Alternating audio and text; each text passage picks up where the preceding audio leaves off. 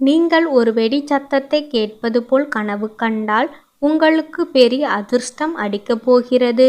அதற்கு முதற்படியாக நீங்கள் ஒரு திடுக்கிடத்தக்க செய்தியை கேள்விப்படுவீர்கள். அதனால் உங்கள் குடும்பத்திலேயே சச்சரவு உண்டாகும். பிற்பாடு நீங்கள் திடீர் என்று ஒரு பெரும் பணக்காரர் ஆகிவிட்டதை காண்பீர்கள். உடனே அந்த சச்சரவுகளும் தாமே தீர்ந்துவிடும். ஒரு வான வேடிக்கை நடப்பது போல் அல்லது மத்தாப்பு கொளுத்தப்படுவது போல் கனவு கண்டால் உங்களுக்கு ஒரு புதிய நண்பர் மூலம் ஒரு பெரிய வருமானம் வரப்போகிறது. ஆனால் அதே மாதிரி வருமானம் தொடர்ந்து வந்து கொண்டிருக்கும் என்று எதிர்பார்த்து முதலீடு செய்வீர்களானால் உள்ளதையும் இழக்கும்படியாக நேர்ந்துவிடும். ஆகையால் வந்த பணத்தை வெளியே விடாமல் வைத்து கொள்ளுங்கள். வேறு காரியங்களை கவனியுங்கள். கனவு சாஸ்திரத்தின்படி பிரம்ம முகூர்த்தம் என சொல்லப்படும் அதிகாலை 3 மணி முதல் 5 மணி வரையிலான நேரத்தில் காணும் கனவுகள் உடனடியாக நிஜமாகிவிடும். இந்த சமயத்தில் தெய்வீக ஆற்றல் நிறைந்திருப்பதால் நாம் நினைக்கும் அல்லது கனவில் காணும் விஷயங்கள் உடனடியாக நிஜமாகி விடுகின்றன.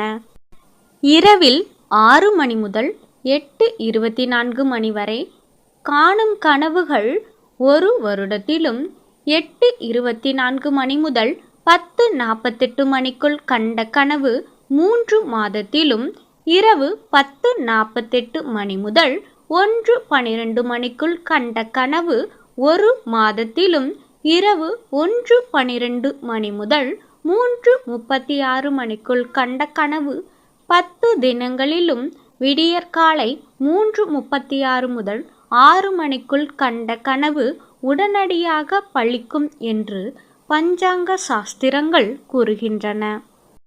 நல்ல கனவாக இருந்தால் மகிழ்ச்சி, கெட்ட கனவாக இருந்தால் அதன் கடுமையினை குறைக்க பரிகாரம் செய்யலாம்.